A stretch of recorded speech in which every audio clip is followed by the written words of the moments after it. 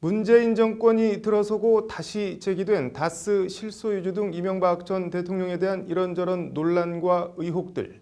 지난해 10월 이 전 대통령에 대한 검찰 고발로 촉발된 수사 재개와 오늘 구속 기소까지. 숨가빴던 지난 6개월간 검찰의 이 전 대통령 수사 과정을 정순영 기자가 되짚어봤습니다. 2017년 10월 13일 BBK 주가 조작 사건 피해자 장모 씨가 직권남용 혐의로 이명박 전 대통령을 고발합니다. 검찰은 사건을 서울중앙지검 첨단범죄수사 일부에 배당하고 다스 의혹 등을 다시 들여다봅니다. 2017년 11월 12일 바레인 출국길에 이 전 대통령은 6개월간 적폐청산을 보면서 이것이 과연 개혁이냐, 감정풀이냐, 정치 보복이냐는 의심이 들기 시작했다고 말합니다. 적폐 수사에 대한 이 전 대통령의 첫 입장 표명입니다.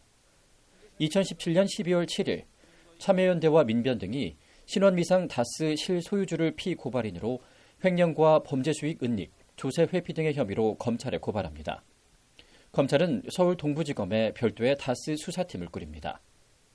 이후 MB 집사로 불렸던 김백준 전 청와대 총무기획관, 이 전 대통령의 큰형 이상은 다스 회장, MB 재산관리인 이영배 금강 대표 등이 줄줄이 압수수색을 당하며 검찰에 불려나와 조사를 받습니다. 2018년 1월 17일 이 전 대통령은 검찰 수사는 노무현 전 대통령의 죽음에 대한 정치 보복이라는 성명을 발표합니다. 이튿날 문재인 대통령은 노무현 대통령의 죽음을 거론하며 정치 보복 운운에 분노한다는 날선 반응을 보입니다.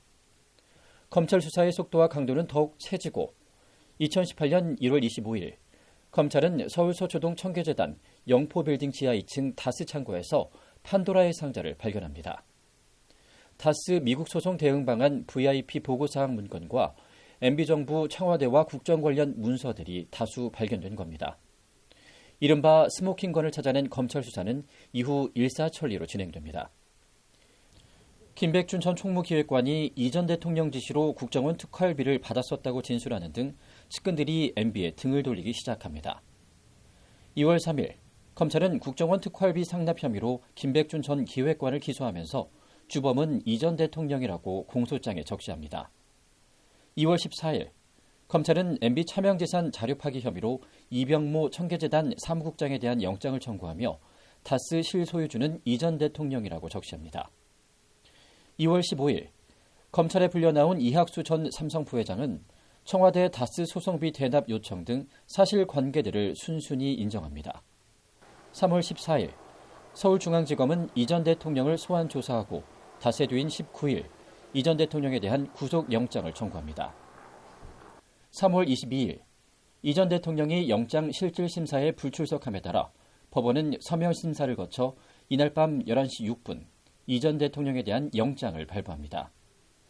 그리고 2018년 4월 9일 검찰은 이 전 대통령을 뇌물 등 혐의로 구속 기소합니다. 대한민국은 그렇게 오늘 네 번째 전직 대통령에 대한 뇌물죄 구속 기소라는 참담한 역사를 되풀이했습니다. 법률방송 정순영입니다.